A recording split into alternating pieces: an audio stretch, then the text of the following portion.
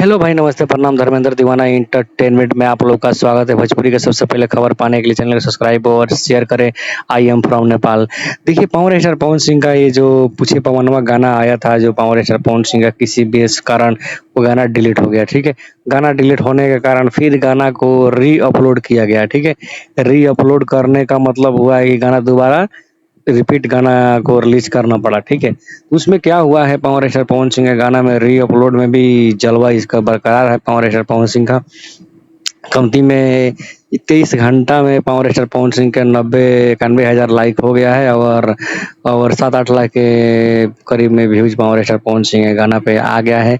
तो आप लोग जाइए, गाना नहीं सुने हैं तो आप लोग जाइए, दोबारा सुनिए। और पावर स्टार पवन सिंह का गाना एक दिन में 1 मिलियन तो क्रॉस कर जाएगा। ये तो पूरा आसान, पूरा आप लोग का विश्वास है कि आप लोग करा देंगे। तो ऐसे ही अपना दुलार प्यार बनाइए और अपना पावर स्टार पवन सिंह का गाना को शेयर करें और जल्दी से जल्दी 1 मिलियन पार कर दे, क्योंकि गाना में थोड़ा तकनीकी खराबी के कारण गाना को बस आउट करना पड़ा। जय हो।